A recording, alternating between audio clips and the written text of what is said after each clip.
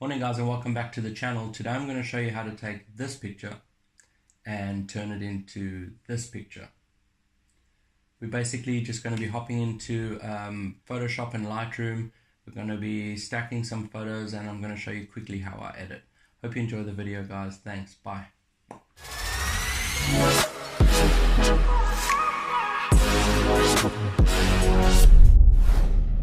Alright guys, welcome inside my computer.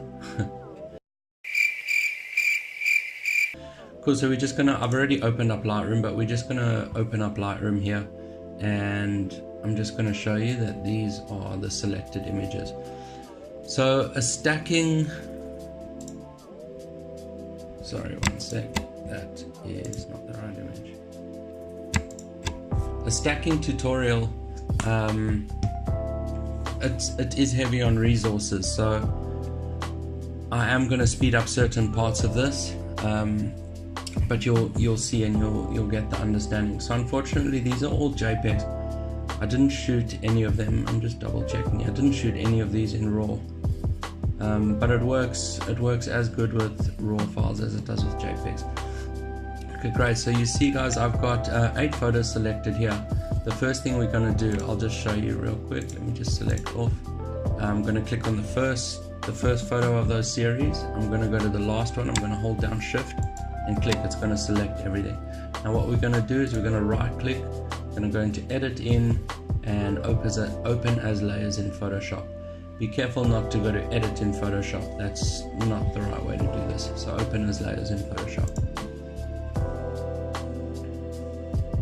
While this is processing, I just want to tell you guys what system I am running. I've got a Dell G5 with an i7 8th gen 6-core CPU. I've got a GTX 1050 Ti graphics card which is 4 gigs. I've got 16 gigs of RAM and I have and all of it's running off a 256 gig SSD as my main drive that I'm using for programs. I do have a terabyte SSD, not an SSD, a terabyte hard drive in there as well, just for storage and stuff. Okay, I should have pre-opened Photoshop, but anyway. This might take a while to just open everything, so I'm just going to speed it up for you guys real quick.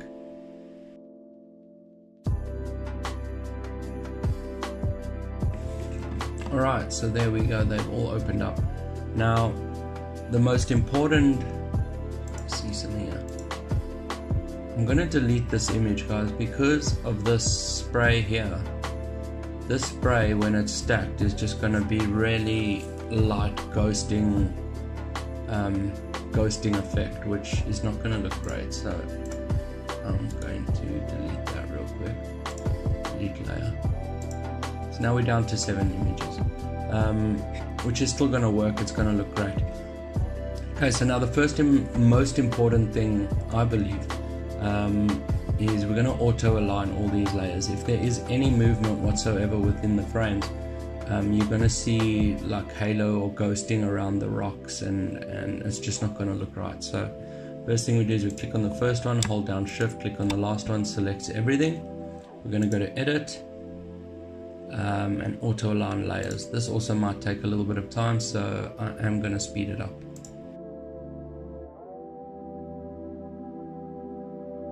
Alright guys, so it's nearly done.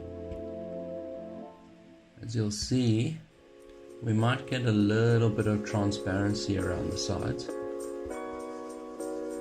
You can see here, we do get a bit of transparency, which means that they weren't perfectly aligned. So it's always good to do this.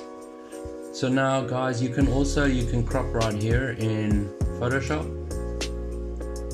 I'm not going to right now. Part of my workflow in Lightroom is cropping, so I'm not going to crop right now. Let's just exit that. Okay, so now everything is auto aligned. The next thing we're going to do is we're going to select everything again, and this part definitely takes the longest. We're going to convert to smart object. Right click and convert to smart object. While this ticks over, and Photoshop does its magic.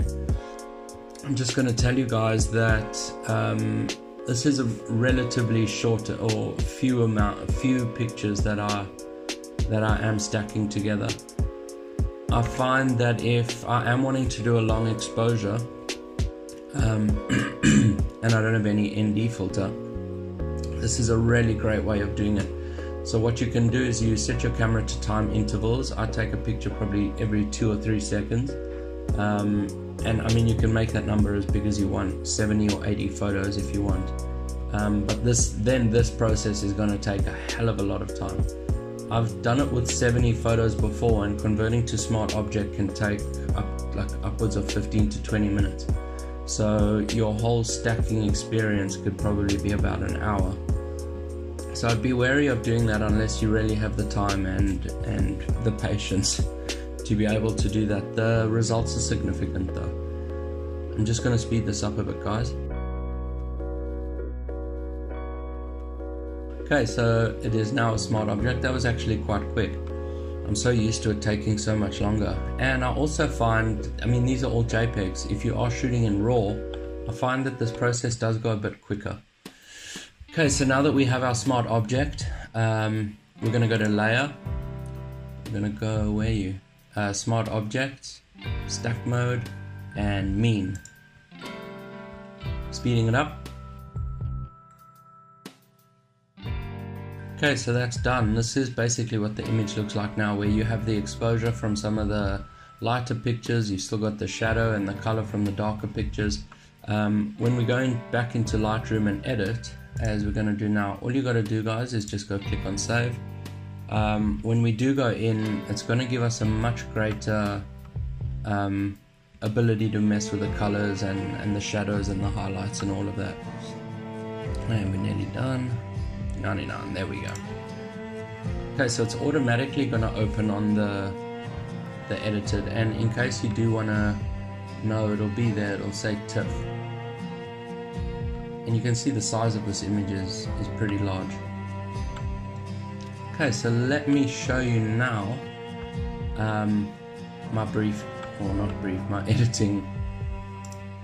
my editing process. So as I said, the first thing we do is we're going to crop. I just want to crop those edges out. That kind of went a bit funny with the stacking. So that's what it's going to look like. The horizon looks really straight, but usually what I would do is I'd just jump into auto. Let's see if it does correct it at all. No, because I think it is, that horizon does look straight, but that would definitely be the second thing that I do within the picture. Okay, so now we're going to go down to whites. I'm going to hold on shift, double click. I'm going to go down to blacks, hold on shift, double click. What this does is pushes the pushes the histogram as far to the edges and kind of just makes it as wide as possible. Okay, now the second or third or fourth thing I'm going to do is drop the highlights. Now you can see a lot of the color coming out, and it does dull down that exposure over there. And I'm going to lift the shadows just a little bit. Let me see, let's go all the way up and then we work our way back down. That looks pretty good, I think. Okay, then I'm going to add a little bit of contrast, give it a bit of depth. We're going to just play with the clarity slider here a little bit. See, I really like the clarity in terms of what it does to the sky and the reflections in the water. It looks great. Dehazing, I don't know if I'm really gonna, just a little bit. And then my vibrance and saturation, what I try to do usually is just 5 on each. And look at the colors in that sky, it's absolutely gorgeous. See now, there's a tiny little bit of haloing out there, which I don't really like. I'm going to bring down the clarity just a little, and the shadows just a little. I've got a bloody water bottle there, which I'll get rid of in Photoshop once I'm done with all of this. Okay, so now I'm going to jump into the tone curves and just bring a bit more color into the sky and raise that exposure a little. You know, I'm not so big into the overexposed stuff, but when there is a small section like this, I really think it can bring life to the photo. We're going to grab here into the darks and bring them down a little bit, bring a little bit more color into the sky. So we do have a little bit of an S curve there. Usually I would also jump into the color and saturation, luminance and all of that, but the sky is so lit.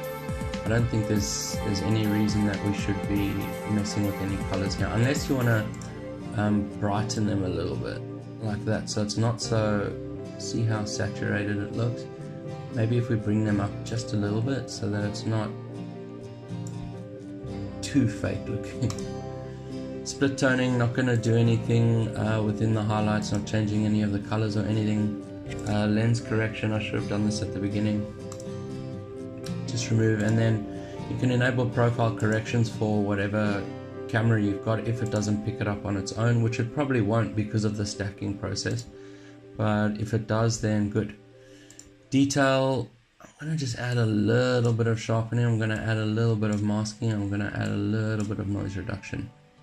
Kind of just smooths everything out a bit. Yeah, I'm not going to do much more, guys. That's pretty much how this goes down. So what I am going to do though is open up where you edit in Color Effects Pro, which is by Nick Collection. I don't actually have the full version, I'm still busy with the trial, but we're going to open that up quickly. I just want to show you guys something that I use quite a bit.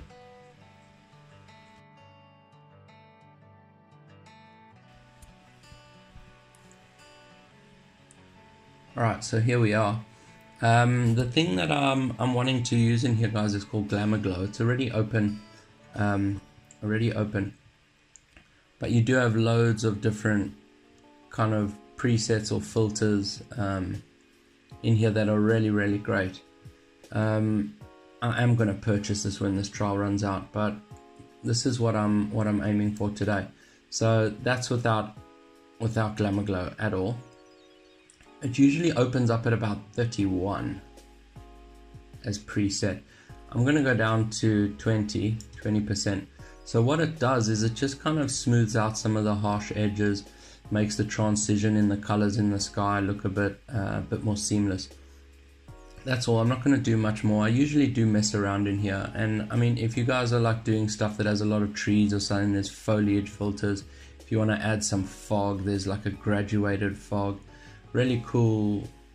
I think it's a plugin. I think you'd call it a plugin. Yeah, I really enjoy it.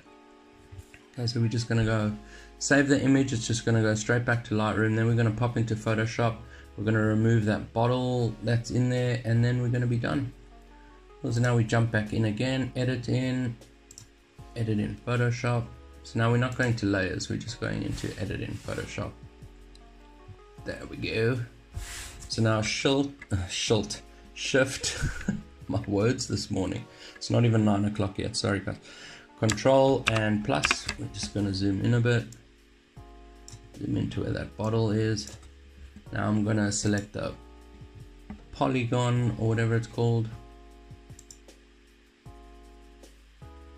Just wanting to be careful of that edge of the rock though. And shift F5.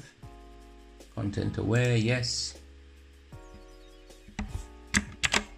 Okay, it's still left a little bit of a mark here, but that's not a problem. You won't be able to see that. And then save again. And we pop back in. And there we are. There we have it, guys. That's the final image. So I really hope you enjoyed this tutorial and you learned how to stack and you use this going forward.